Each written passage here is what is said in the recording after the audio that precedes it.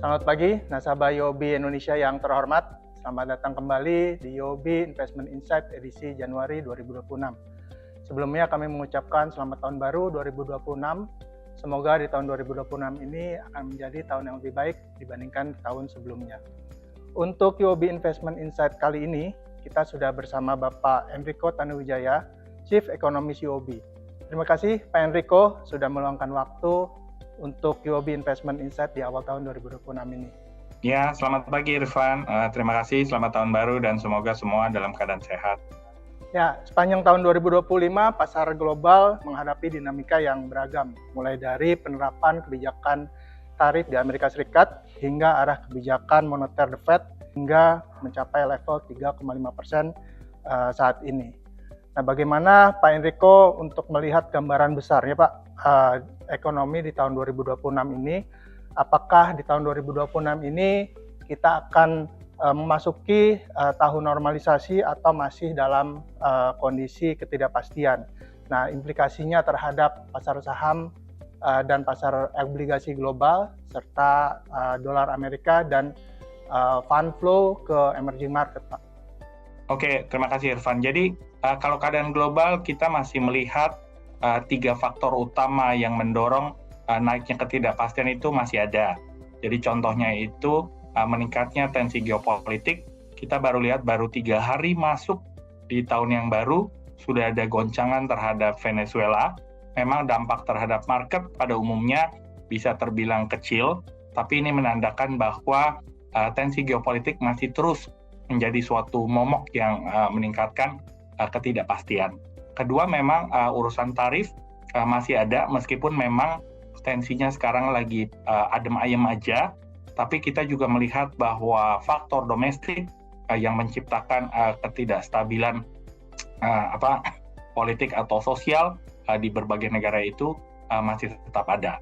Jadi ini akan berdampak terhadap contohnya kemungkinan intermittent flight to safety, atau kita bisa bilang bahwa pada saat appetite terhadap risiko turun, jatuh menjadi aversion, maka dolar akan meningkat.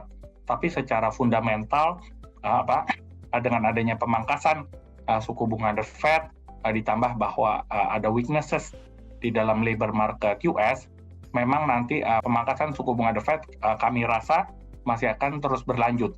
Yang berarti ini akan membawa pelemahan terhadap dolar. Untuk bursa saham secara global, kita masih melihat saham-saham berbasis teknologi, AI, dan lain sebagainya, ini mungkin masih terus diminati. Sementara mungkin saham-saham utama yang berbasis volatile, contohnya mungkin saham berbasis services, ataupun juga manufacturing, yang terdampak oleh tarif, mungkin juga performanya akan berbeda.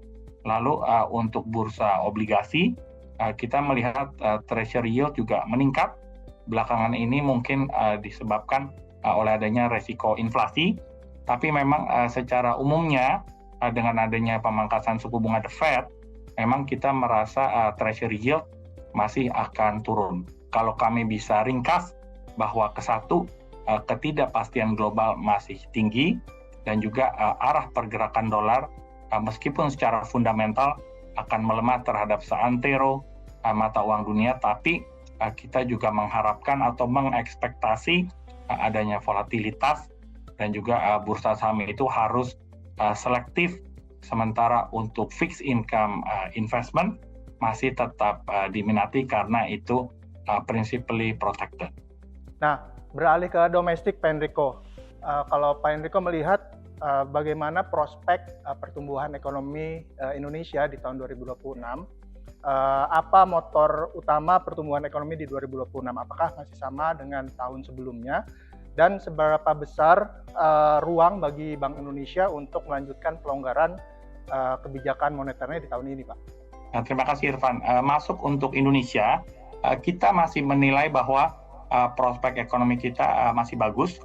Memang betul kita lebih banyak di-drive atau didorong oleh investasi di 2 kuartal terakhir ini.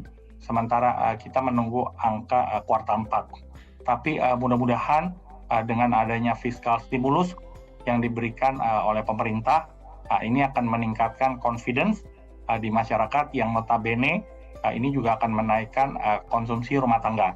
Nah, kedepannya justru dengan adanya inflasi yang masih rendah, namun credit growth yang masih berkisar di angka 7%, ini artinya masih suboptimal, yang artinya memang perlu dilakukan peningkatan atau penggalakan permintaan kredit.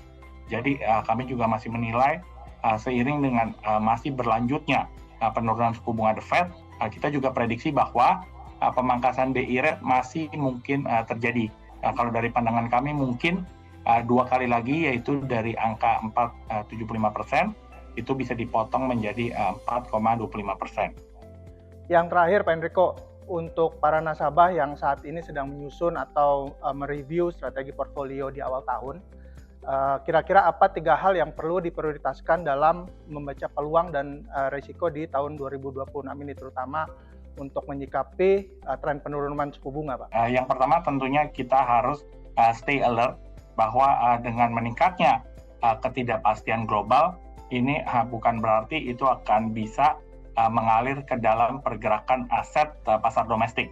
Jadi istilah kata, kalau koreksi terjadi itu karena faktor luar, sementara fundamental kita oke, maka itu mungkin is a good time to consider to long atau to buy.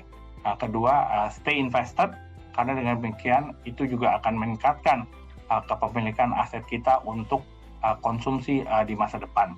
Yang ketiga, stay defensive dan stay principally protected, dikala mungkin ketidakpastian juga masih tinggi. Jadi diversifikasi itu adalah kunci utama untuk kita tetap meningkatkan aset, berinvestasi, dan mudah-mudahan kita akan bisa melewati tahun ini juga dengan baik. Terima kasih Pak Enrico atas bincang-bincangnya pada pagi hari ini. Bapak dan Ibu, para nasabah UOB Indonesia yang terhormat, bisa kita highlight bahwa dalam kondisi saat ini untuk menghadapi tahun 2026, pesan yang disampaikan adalah stay invested dan stay diversified. Untuk Bapak Ibu, jika ada pertanyaan lebih lanjut, Bapak dan Ibu bisa menghubungi client advisor ataupun wealth banking, RM Bapak Ibu semua. Dan kita akan ketemu lagi di UOB Indonesia Investment Insight berikutnya. Salam sehat dan terima kasih.